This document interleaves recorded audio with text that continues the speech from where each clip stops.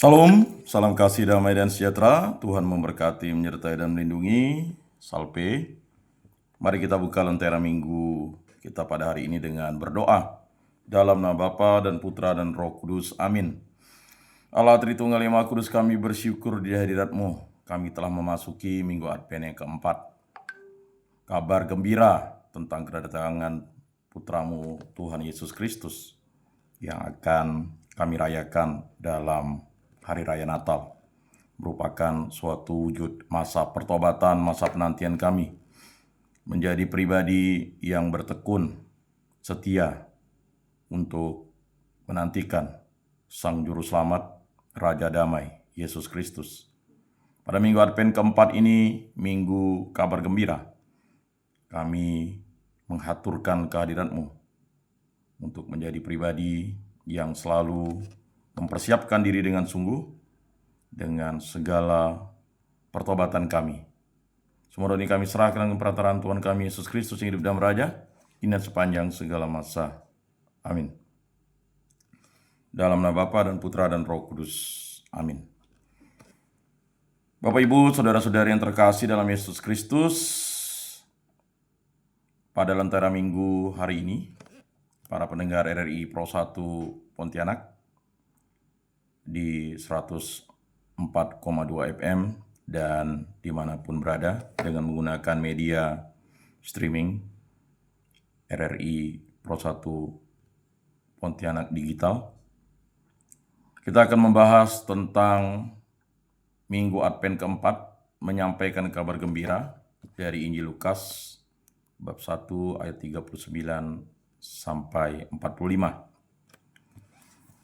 Mari kita mendengarkan dan membaca Injil Lukas bab 1 ayat 39 sampai 45, di mana bertemakan yaitu menyampaikan kabar gembira.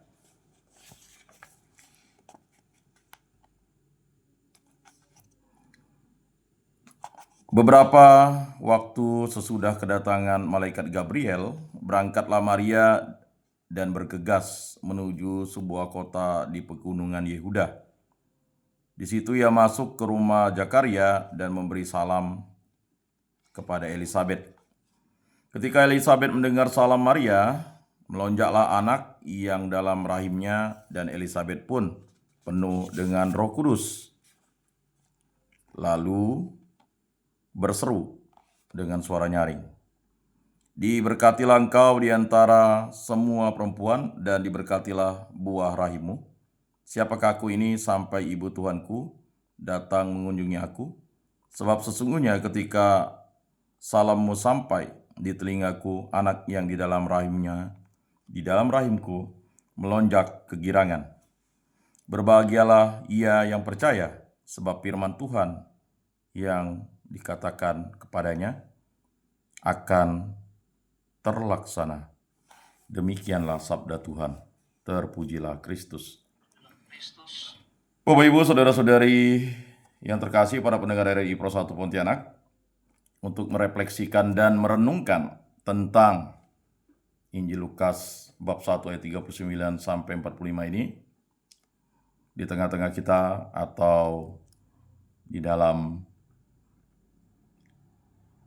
kegiatan lentera minggu ini, kita sudah mengundang seorang aktivis, orang muda, dosen yang luar biasa, yaitu Bapak Angga Satya Bakti, M.Hum, dosen Sekolah Tinggi Agama Katolik Negeri Pontianak.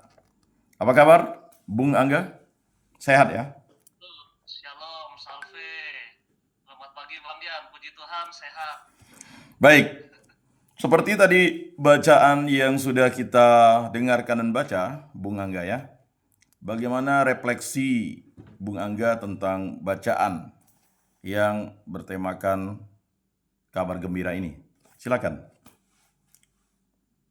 Terima kasih, Bang Dian. Puji Tuhan, kita bisa bertemu bersama. Selamat pagi, para pendengar RRI. Di hari ini kita sudah memasuki Minggu Advent pekan yang keempat. Ya, Lalu kemarin kita Gaudete, kita sudah bersuka cita. ya, Bersuka cita karena apa? Karena apa yang kita nantikan akan semakin dekat. Makanya ketika kita mendengarkan bacaan-bacaan Injil dari Advent 1, 2, 3, 4, nah ini kita akan mendengarkan kisah-kisah yang semakin mendekati tentang peristiwa kelahiran Kristus. baik. Baik, Bang Dian. Di dalam bacaan Injil hari ini, kita mendengarkan ada peristiwa Maria dan Elizabeth, dua orang saudari yang saling berjumpa dengan luar biasa. Memang kalau kita baca sepintas seakan-akan Bunda Maria ini mengunjungi Elizabeth itu kayak buka pintu langsung ke tetangganya di sebelah. Ya, Seakan-akan gitu ya. Padahal kalau kita tahu situasinya itu sangat luar biasa. ya, Bunda Maria ini mendengarkan kabar gembira sebelumnya dari malaikat Gabriel bahwa ia akan mengandung dari Roh Kudus. Jadi pertama-tama sudah ada kabar gembira yang diterima oleh Bunda Maria, dan bahkan sebelumnya juga ada kabar gembira yang diterima oleh Zakaria, ya, suami dari Elizabeth. Yang notabene mereka sudah dalam usia tua, dalam penantiannya memiliki anak, hingga akhirnya Tuhan berfirman dan mereka pun akan memiliki seorang anak yang harus dinamai Yohanes Pembaptis antara Zakaria dengan Elizabeth. Lalu beberapa bulan dikatakan di dalam Injil Lukas juga, akhirnya malaikat datang ke Maria, Bunda Maria, yang ya, juga mewartakan bahwa akan ada Immanuel, akan ada kedatangan Allah di sekitar kita, yakni Yesus Kristus yang akan dikandung oleh Bunda Maria. Nah, ini dua orang yang memang terpilih oleh Tuhan. Di sini Bunda Maria itu berasal dari Nazaret, sebuah kota kecil di Yudea yang berjalan menuju Nazaret, ya benar, sebuah kota kecil yang ada di Galilea. ya, Dia berjalan menuju Yehuda, itu luar biasa. Begitu jauh jaraknya. Bahkan ada beberapa yang menafsirkan kalau kita baca-baca mencari infonya itu kurang lebih sekitar 139 atau 149 kilo. Oh, sangat jauh ya untuk zaman Sangat dulu jauh ya. sekali. Luar biasa. Jadi bukan seperti kita buka pintu di samping rumah tetangga gitu. Iya, iya, Jadi memang seakan-akan bahasanya berkunjung itu sedekat itu, tapi tidak. Itu baik. sangat jauh. Maka luar biasa sekali ketika Maria mendapat kabar bahwa dia akan mengandung Ya, sang juru selamat, dan dia juga mendapat kabar dari malaikat Gabriel bahwa saudarinya Elizabeth sedang mengandung dan sedang hamil tua di usia ke-6 gitu. Maria pun punya inisiatif datang berkunjung ya, menemui saudarinya Elizabeth. Dia segera pergi ke sana ingin bertemu dengan Elizabeth, dan ini suatu peristiwa kerendahan hati yang luar biasa dari seorang Bunda Maria yang dikatakan juga sebenarnya mereka itu sudah dipenuhi Roh Kudus. ya, Akhirnya Bunda Maria pergi karena memang dorongan dari Roh Kudus bahwa hal ini menjadi suatu kabar yang sangat menarik gitu ya. ya, Kabar dari Roh Kudus ini menggerakkan seseorang untuk mampu bertindak rendah hati, untuk mampu bertindak dengan tulus, menemui seseorang yang juga mungkin kita rindukan, kita kita hayati sebagai ya dia saudari kita yang sedang hamil, mungkin butuh pertolongan kita. Karena memang Bang Yan itu dikatakan sebenarnya Elizabeth itu tidak ada yang tahu kalau dia hamil sebenarnya. ya, Tidak ada yang tahu kalau dia hamil, jadi Zakaria juga menutupi karena memang disuruh merahasiakan dulu gitu ya. betul. Nah, makanya Elizabeth ini sangat terkesan ketika Bunda Maria yang mengetahui kabar itu dan mau mengunjungi dia begitu jauh. Ya, Dan yang menarik juga, Elizabeth selalu membuka pintu untuk menerima kedatangan Bunda Maria, yang di dalam Bunda Maria itu sudah ada benih-benih Kristus. ya, Jadi memang apa yang menarik bagi saya, ketika Tuhan mau datang di dalam hidup kita, siapkah kita membukakan pintu agar Tuhan itu mau masuk dan bersama-sama dengan kita tinggal di dalam hidup kita. Jadi ada hal yang menarik di sini yang saya dapatkan ya, Bang Yan ya. Jadi memang Elizabeth adalah, dua-duanya ini kan dikatakan sebagai wanita yang saleh ya. Mereka orang yang sangat rendah hati, mereka adalah orang-orang yang sangat beriman dan percaya kepada Tuhan, hingga akhirnya mereka tahu siapa yang menggerakkan mereka, siapa yang menguasai hidup mereka, itu adalah Tuhan itu sendiri. Zakaria dan Elizabeth ini kan termasuk keturunan, kalau dalam situasi bangsa Yahudi itu ya, dia kan kalangan pemuka agama yang dihormati, tapi mereka mau merendahkan hati. Jadi mau merendahkan hati di hadapan Tuhan, bukan berarti saya pemuka agama, saya luar biasa, saya bagaimana, tapi dia dengan rendah hati menerima semua karya-karya Tuhan itu, hingga akhirnya mereka mau menuruti perintah-perintah Tuhan. Dia mau membuka pintu hatinya, hingga akhirnya ya, yang satu mengandung Yohanes, yang satu mengandung Yesus Kristus. Ya. Kalau sedikitnya begitu, Bang Yan. Luar biasa ya. Baik, ini dalam Lukas bab 1 ayat 39 sampai 45 ini kan merupakan suatu perjumpaan antara Maria dan Elizabeth. Lalu yang keduanya dipenuhi dengan sukacita Roh Kudus ya. Dan pengakuan akan karya Allah dalam hidup mereka. Nah, ada beberapa poin. Poin yang pertama itu ayat 39 itu Maria yang bergegas melayani ya. Artinya Maria tidak hanya dia piat voluntas tua, terjadilah padaku menurut perkataanmu, tetapi dia segera pergi ketika tahu bahwa ya dia sudah mengandung Yesus dan pergi menjumpai, ini ke pegunungan lah, menanjak ya, untuk mengunjungi Elizabeth, itu saudari tuanya lah ya. Karena kalau kata Zakaria, mereka itu sudah lansia, artinya kalau lansia ini ya sudah berumur ya di atas 60 tahun lah. Dan Zakaria pun sebenarnya meragukan akan karya Allah itu sehingga mulutnya bisu ya. Bisu, diikat oleh malaikat, dan akhirnya Zakaria menyembunyikan itu, tidak lagi melayani selama 5 bulan karena ada dua hal. Mungkin dia ingin menyembunyikan itu sampai nanti anaknya lahir, atau mungkin kebalikannya. Dia merasa malu kalau sudah tua itu betul tidak ya.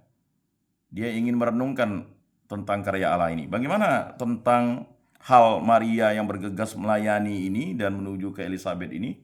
Apakah itu merupakan suatu wujud cinta Maria kepada Elizabeth yang mengetahui tentang Elizabeth yang mengandung? Silakan. Ya, baik Bang Yan. Memang kita bisa melihatnya dari beberapa sisi. Ya, tadi mungkin ketika Zakaria dan Elizabeth, memang kan akhirnya Zakaria itu meragukan bagaimana mungkin itu terjadi. Makanya akhirnya tidak ada yang mungkin, tidak ada yang mustahil bagi Tuhan. Makanya memang Zakaria saat itu tidak bisa berbicara, menjadi gagu juga kan. Makanya beberapa lama dia tidak bisa untuk melakukan pelayanan-pelayanan, dan dia juga menyembunyikan istrinya.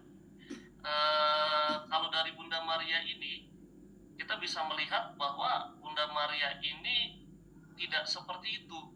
Justru ketika dia sudah diyakini memang saat ini dia sudah hamil. Nah, sudah hamil dan dia tidak takut untuk keluar rumah, malah dia punya inisiatif ya untuk mengunjungi saudari tuanya ini ke pegunungan, yang saya katakan tadi jaraknya sebenarnya cukup jauh, dan pegunungan lagi ya. Seorang yang wanita saat itu masih hamil muda, rela untuk berjalan jauh. Nah, zaman dulu kan kita belum ada kendaraan dan segala macam. Ya, paling tinggi kuda atau keledai ya, atau unta. Keledai, unta atau apapun. Ada juga yang meyakini dia bisa jalan kaki gitu ya. Betul. Makanya dikatakan sebenarnya perjalanannya berhari-hari. Betul. Jadi ya kita lihat di sini Maria wanita yang berani, yang memang sudah berani, kuat, dan juga punya sosok yang tangguh. Ya, dari kata-kata fiat voluntas tuanya itu benar-benar terbukti dalam pribadinya. Maka kan nanti dalam masa-masa selanjutnya sebenarnya Maria ini kan akhirnya dihakimi banyak orang, hampir dibunuh gitu ya. Betul. Tapi Santo Yosef kan tetap mau menerima walaupun tadinya juga ragu gitu ya. Ya, Tapi akhirnya mau menerima dan menyelamatkan, dan akhirnya nanti peristiwa yang akan kita nantikan, ya peristiwa Natal itu sebenarnya peristiwa yang juga terlihat apa ya, mungkin terkesan menyedihkan ketika dia harus mencari tempat untuk melahirkan karena ditolak sana sini. betul.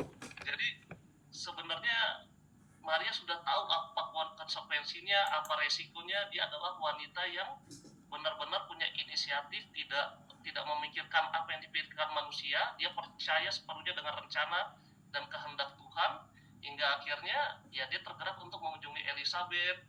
Ya mungkin kalau orang lihat dari kiri kanan nih, orang kok udah hamil atau bagaimana, dia tidak mempedulikan hal itu, tapi dia tahu bahwa dengan berkunjung Elizabeth juga diteguhkan, dikuatkan. Dan memang dikatakan di dalam bacaan ini pada akhirnya kan bukan hanya Elizabeth yang bahagia, girang, dibesuk, Ya, tapi bayi di dalam kandungannya. ya. Itu kan luar biasa. Kurang lebih begitu, Bang Dian. Ya, kita tahu ayat 40 sampai 41 itu adalah poin yang kedua dalam perikop ini, sukacita dalam perjumpaan ya. Ketika Maria masuk ke rumah Elizabeth, bayi di dalam rahim Elizabeth melonjak kegirangan. Peristiwa ini menunjukkan bahwa kehadiran Yesus membawa sukacita yang mendalam. Bahkan kepada Yohanes yang masih dalam kandungan yang tadi disebutkan oleh Bung Angga ya. Nah, bagaimana refleksi terdalam ya tentang suatu karya Allah ini, sampai-sampai anak yang di dalam kandungan Elizabeth itu melonjak kegirangan. Artinya sukacita ini sungguh dahsyat ya. Dan artinya ya, Elizabeth itu bukan hanya dikunjungi oleh Maria, tetapi memang betul-betul ibu Tuhan itu hadir untuk memberkati ya kan anak yang ada dalam kandungan Elizabeth. Oke, baik. Terima kasih Bang Yan. Nah, inilah yang luar biasa juga ya. Ayat 41 dan 42 ini menyatakan ada sukacita naungan Roh Kudus yang membuat seseorang itu bisa saling berbahagia satu dengan yang lain, itu karena Roh Kudus. Ya, Jadi ketika kita diliputi Roh Kudus, kita yakin bahwa kebahagiaan akan meliputi kita. ya, Nah, ya seperti yang saya katakan tadi, Bang Yan, ya, yang satu membukakan hatinya, yang satu sudah membawa Kristus di dalam dirinya. baik. Mungkin refleksi terdalam yang bisa saya renungi di dalam hidup saya pribadi, apakah saya sudah diliputi Roh Kudus sehingga saya sudah membawa Yesus di dalam hidup saya, sehingga ketika saya bergaul dengan sesama saya, orang-orang di sekitar saya itu bisa merasakan sukacita itu. Ya, Apakah kita sudah benar-benar mengimani Yesus, membawa nilai-nilai Yesus yang ajarkan di dalam hidup kita, sehingga ketika kita berbaur dengan orang-orang sekitar kita, kita bisa mewartakan hal ini, kita bisa menyampaikan kabar-kabar sukacita. Ya kan, itu kan arti dari Injil juga ya, kabar Ya. sukacita.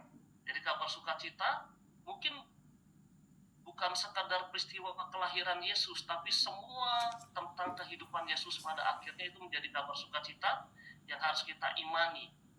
Lalu yang kedua, apakah kita sudah membuka pintu hati kita? ya, Kalau kita lihat di masa-masa sekarang ini, banyak sekali situasi-situasi yang bersifat eksklusivisme. ya, Jadi ada tulisan-tulisan di dalam beberapa tempat dilarang masuk gitu ya. Jadi ada tulisan-tulisan dilarang masuk, ini hanya untuk ini, khusus ini gitu Ya. ya. Jadi manusia semakin mengkotak-kotakan dirinya, semakin menutup dirinya terhadap hal-hal yang bersifat relasional. baik. Jadi ini menjadi permenungan bagi saya pribadi. Sudahkah saya membuka hati saya Ya, bahwa Yesus ingin datang di hidup saya dan ingin bersemayam dalam tubuh saya ini, karena nanti tubuh saya akan menjadi bait Roh Kudus. Nah, ini menjadi penting bagi diri saya. Jadi kayak peristiwa Maria yang membawa Yesus dan Elizabeth yang membukakan pintunya.